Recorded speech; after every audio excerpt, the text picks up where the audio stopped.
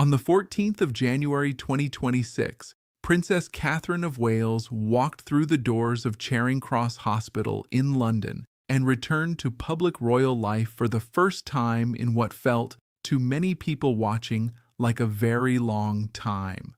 She was not there for a grand state occasion or a formal ceremony or the kind of engagement that gets weeks of advance publicity. She was there with her husband quietly to meet healthcare workers and patients and the kind of people who do the daily unglamorous work that keeps a health service functioning. She wore a teal coat. She had her hair down. She smiled with the particular warmth that has always been her most effective public quality, the kind of warmth that makes the person she is talking to feel, genuinely and not superficially, that they are the most important person in the room. Photographs of her walking into that hospital circulated around the world within minutes, not because anything dramatic had happened, but because she was there, simply there, present and recovered and stepping forward. And for an institution that had spent 2 years navigating the kind of accumulated crisis that would have broken lesser organizations, the sight of the Princess of Wales walking into a hospital in a teal coat and smiling at nurses felt, to the people who had been watching and worrying and hoping, like the beginning of something. It was the beginning of something, not just a recovery from illness, though it was that too. It was the beginning of a new era for the Prince and Princess of Wales, an era that has been building quietly for years, through the cancer and the crisis and the institutional turbulence, through the departures and the scandals and the headlines that nobody inside Kensington Palace had wanted to generate. It is an era that was always going to come, because the mathematics of monarchy make it inevitable. Charles cannot reign forever. William is next. But what nobody quite anticipated, even those closest to the couple, was that the era would arrive not with a coronation or a formal transfer of power, but through the gradual, irreversible accumulation of 100 small choices, each one shifting the monarchy's center of gravity slightly further toward the Wales household, until one day the shift became visible and undeniable, and the new era was simply, plainly, already here. The numbers tell part of the story. In 2025, King Charles made 535 public engagements. 535. A man of 77 fighting cancer with a treatment regime that only moved to a reduced phase in December, turning up to hospitals and schools and state occasions and Commonwealth events at a pace that would exhaust someone 20 years younger in full health.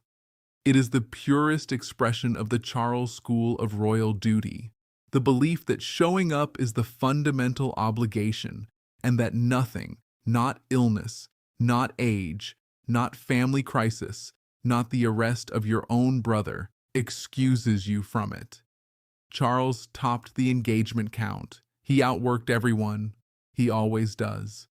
William made 202 engagements in 2025. Catherine made 68. Together they made 270, fewer than Charles alone. Journalists noted the disparity. Royal commentators discussed the gap between the generations. Former Buckingham Palace Press Secretary Dickie Arbiter said the Wales household needed to step up.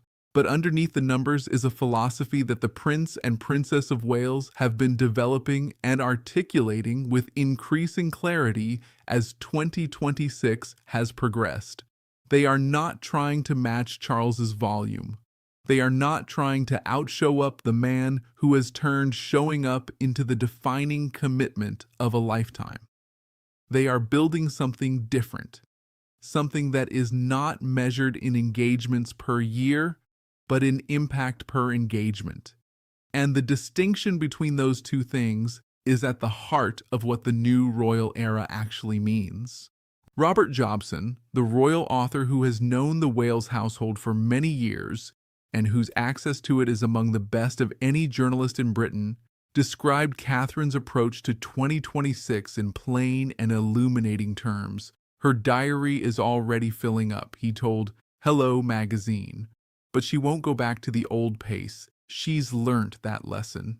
He added that Catherine has a public role to play in supporting William in his official duties and her own interests too, but that her family and her health come first, and everything else is built around that. Running on empty isn't an option, he said, nor is missing too much time with George, Charlotte, and Louis. The days of just powering through are done. Those words, the days of just powering through are done, are among the most significant things said about the future of the monarchy in years. Because powering through is the foundational ethic of the royal family as it has been constituted for generations. It is what the Queen did. It is what Charles does. It is what Princess Anne has done for 5 decades, turning up year after year with a reliability and a stoicism that has made her the most quietly admired member of the working family. The idea that the future king and queen are consciously, deliberately stepping away from that ethic in favor of something more selective, more sustainable, and more explicitly centered on health and family is not a small adjustment to the institutional model. It is a rewriting of its fundamental operating principle. Inside the palace, the new approach has a name. It is called, among those who work with Catherine and William, the Sustainable Pace Rule. Not officially, not in any document or press release, but in the conversations of the people planning the couple's schedule, in the considerations that govern which engagements they accept and which they decline. The principle is clear. When Catherine does appear in 2026, it will be for pivotal moments capable of shifting public policy or societal attitudes rather than routine ceremonial duties. The scarcity model, as one analysis described it, protects her recovery while simultaneously elevating the perceived value of her presence. It transforms a royal visit from a calendar obligation into a significant national event. Every appearance becomes news precisely because not every moment becomes an appearance.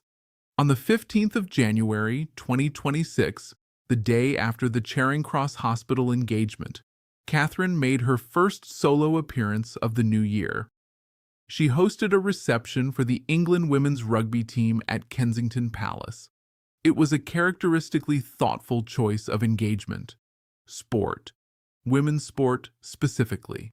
A team that has achieved extraordinary things with relatively little of the attention and funding that the men's game commands.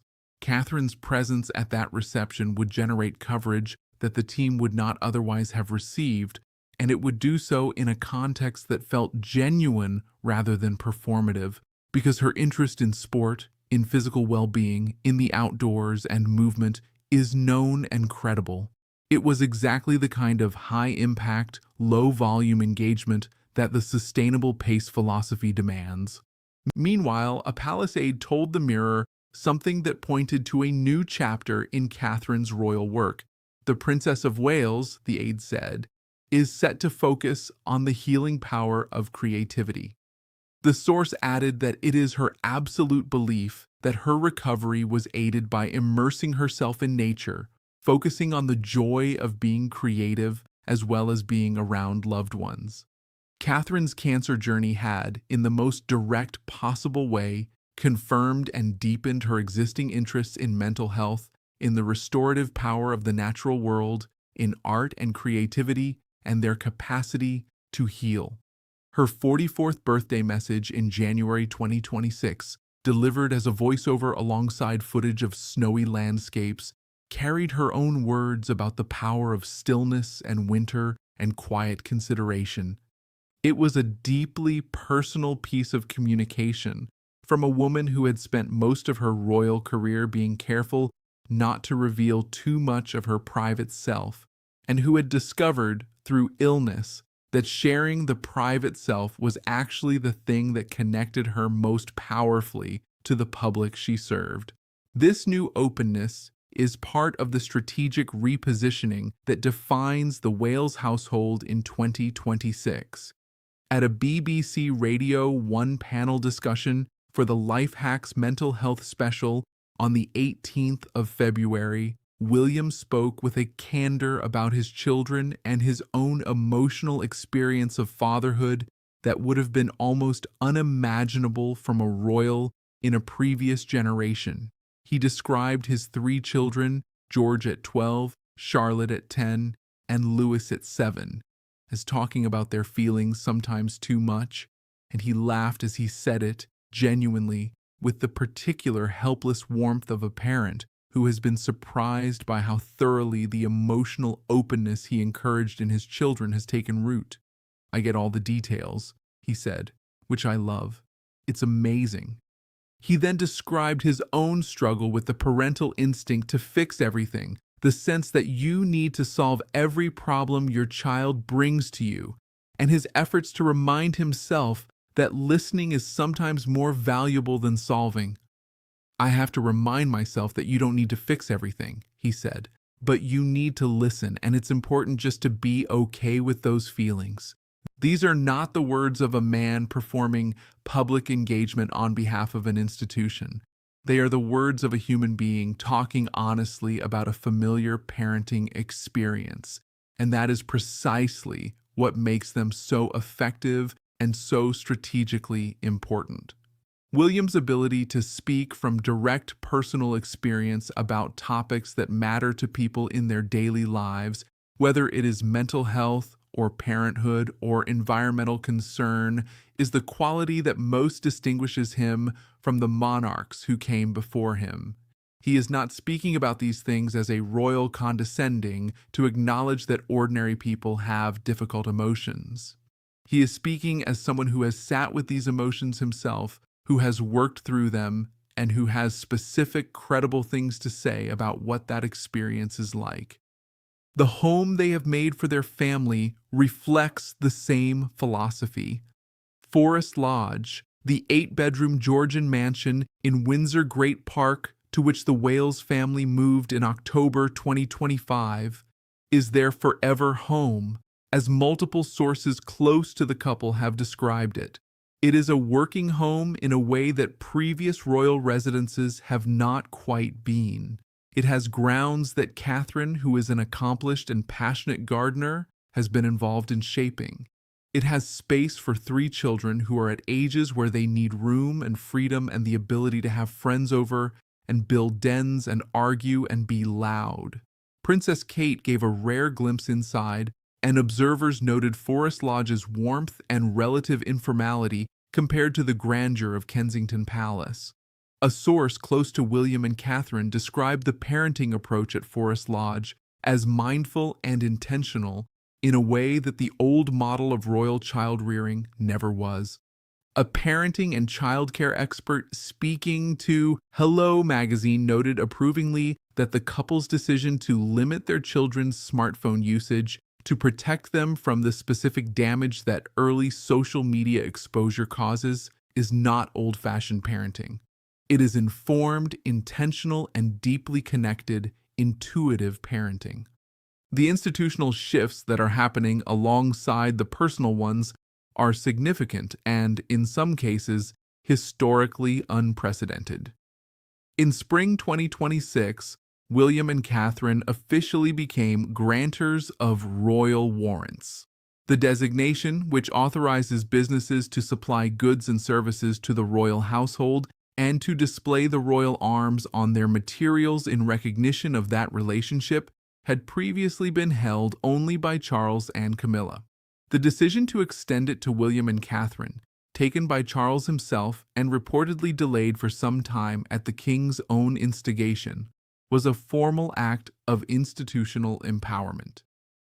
It placed the Wales household on the same level of official royal authority as the monarch's own household. Applications from non-warrant holding companies opened in May 2026 and ran through June. The Kate effect, as Hello magazine's royal editor Emily Nash described it, will mean that every business the Princess of Wales chooses to endorse will receive enormous commercial benefit from the association. The effect on fashion has been documented for years. The effect across other sectors is likely to follow. William is also managing a financial transformation of the Duchy of Cornwall, the private estate valued at approximately £1.3 billion that he inherited as the heir apparent, and that generated £23.6 million in his first full year as Duke. In May 2026, it was reported that he paid between £5 and £7 million a year in income tax from his duchy income, a figure that was shared publicly in a deliberate act of financial transparency that no previous holder of the Cornwall title had undertaken. More significantly, he announced plans to invest £500 million funded through land sales, development income, partnerships, and borrowing toward housing and environmental initiatives, with around 20% of the duchy estate planned for sale by 2040. This is not a passive management of an inherited financial asset. It is an active, values-driven redeployment of one of the wealthiest private estates in Britain toward outcomes that William believes in, and that he is willing to associate his name and his family's legacy with. The Earthshot Prize is the clearest single expression of that values-driven ambition. William created Earthshot in 2019, launched it formally in 2020, and has taken it to ceremonies in London, Boston, Singapore, Cape Town, and Rio de Janeiro. In February 2026, he announced via a video released directly to his social media following that the 6th Earthshot Prize ceremony would be held in Mumbai, India, in November. India is home to more Earthshot Prize finalists and winners than any other country on Earth. William noted in the announcement video that India is the world's fastest-growing major economy, home to 8% of global biodiversity, and home to the largest population of young people in the world. The framing was deliberate and global. He is not positioning Earthshot as a British royal charity. He is positioning it as a global environmental institution that happens to be founded and led by the future King of Britain, but whose relevance and reach go far beyond that national frame. Whether Catherine joins him in Mumbai remains one of the more keenly watched questions in royal circles as the year progresses. She attended the London and Boston ceremonies in 2021 and 2022. She was absent from Singapore, Cape Town, and Rio as she navigated her illness and recovery. The 2016 royal tour to India, which included a memorable visit to Mumbai and a famous tennis match on the court where Diana once played, is one of the warmer memories in William and Catherine's shared public history together.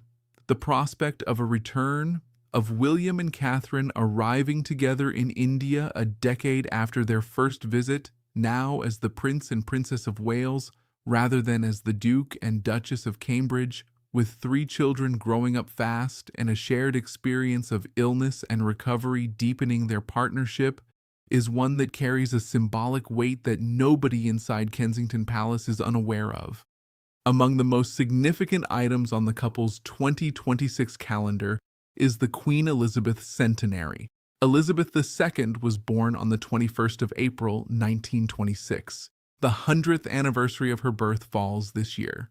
William and Catherine have been given the lead role in the public commemorations that will mark the occasion. Services, exhibitions, school projects, charity work, visits across all 4 nations of the United Kingdom. The program, while still being finalized in its specific details at the time of this writing, will require the Wales household to carry a symbolic burden that is genuinely heavy. Elizabeth II is not simply the monarch who preceded Charles. She is the defining figure of the modern British monarchy. She is the standard against which every subsequent royal is inevitably measured. Asking William and Catherine to lead the commemoration of her centenary is asking them to stand in her shadow and, by their conduct and their presence, to make the argument that what she built is worth preserving and worth honoring. It is the most important public responsibility they have been given. They are ready for it, more than ready.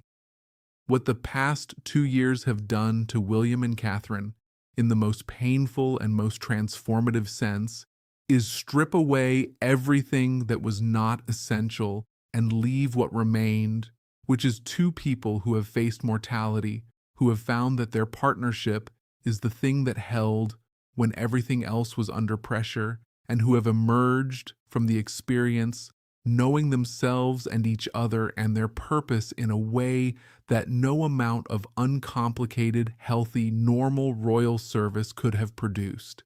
Catherine has said it herself in her own words at the Cancer Wellbeing Center she visited at Colchester Hospital. "Treatment ends and then you think you can crack on and get back to normal again," she said. But actually that phase afterwards is a really difficult time. She spoke from experience. She was not performing empathy. She was describing something she had lived. The new royal era that William and Catherine are beginning in 2026 is not the era of doing more.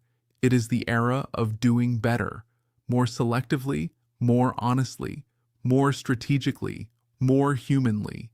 It is an era built on what they have learned, which is that the monarchy's survival does not depend on the volume of ribbon cuttings or the length of engagement lists or the willingness to just power through. It depends on the quality of the connection between the institution and the people it serves, and on the willingness of the people inside the institution to be real enough, honest enough, and purposeful enough that the connection means something. On the 14th of January 2026, a woman in a teal coat walked into a hospital in London and smiled at nurses, and something new began. The cameras caught it, as they always do. The world watched, as it always does. And the people who understand what they were seeing knew that this was not just a princess returning to work after an illness. This was a future queen arriving at her purpose, and the era she and her husband are building together, quietly and deliberately, and with a clarity that comes only from having been through something that tested everything, is the era that will determine what the British monarchy becomes. It is already underway. It has already begun, and the teal coat and the smile and the hospital in London and the choice to be there rather than anywhere else on that particular morning was the moment you can point to and say, this is when it started. This is where the new era of William and Catherine and the new era of the British crown began.